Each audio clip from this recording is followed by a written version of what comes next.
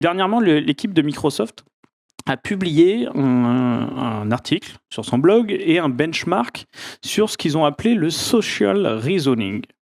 J'ai trouvé ça assez intéressant parce que l'idée, c'est de se dire quoi? C'est de se dire aujourd'hui, quand un agent agit à ma place, est-ce qu'il le fait pour mon bien ou pas? Et je vais le dire comme ça. C'est vraiment la réponse? J'aimerais bien savoir. Non, du coup, l'idée, c'est quoi derrière ça? C'est qu'un agent est orienté objectif et orienté mission. Donc, pour ça, ils ont pris 2 cas d'usage. La coordination des calendriers, donc le fait de réserver, par exemple, des meetings dans votre calendrier à Outlook quand on vous le demande, et une négociation sur une marketplace. J'aurais demandé à un agent d'aller m'acheter un produit sur une plateforme e-commerce. Et en fait, l'idée, c'est de se dire dans quelle mesure on est en capacité d'évaluer s'il l'a fait de la manière la plus efficace possible, c'est-à-dire est-ce qu'il a accepté le premier meeting qu'il voyait libre dans le calendrier, alors que c'est peut-être pas celui qui m'avantage le plus.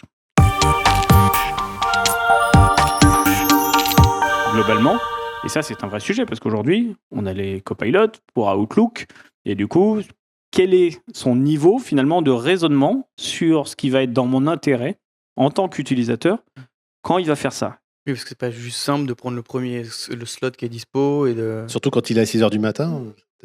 Non, il est pas dispo tôt. Exactement, mais typiquement, ça peut être quelque chose comme ça. C'est j'ai trouvé un rendez-vous, mais à 6h du matin.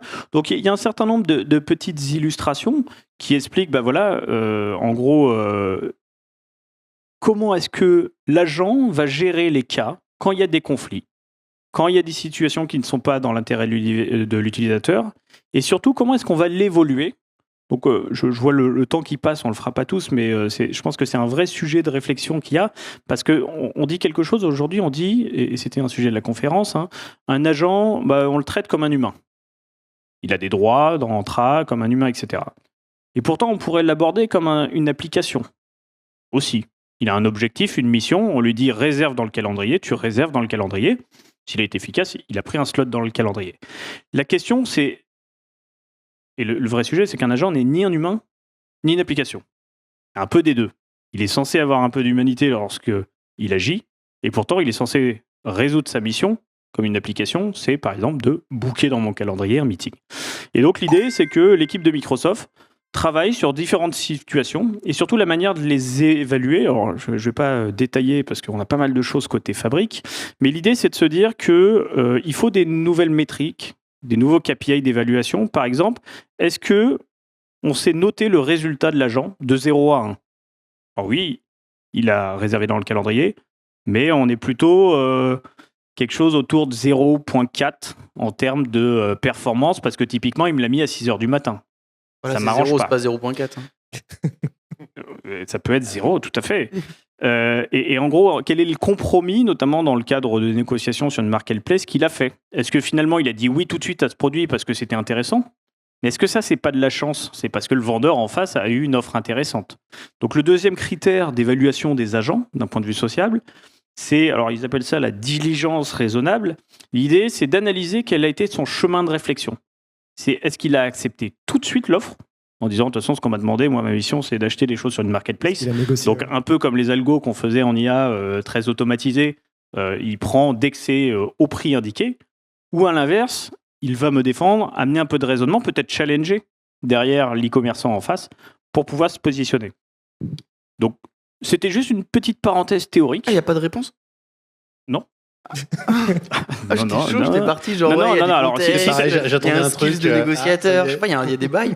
Non, pas du tout. Et c'est encore une fois, c'est un framework d'évaluation sur le social reasoning. Je suis déçu. C'est de se dire comment demain on va améliorer la performance des modèles, dont ceux certainement d'un copilot, quand il va agir à votre place pour réserver, répondre à une personne ou faire toute autre action dite sociale.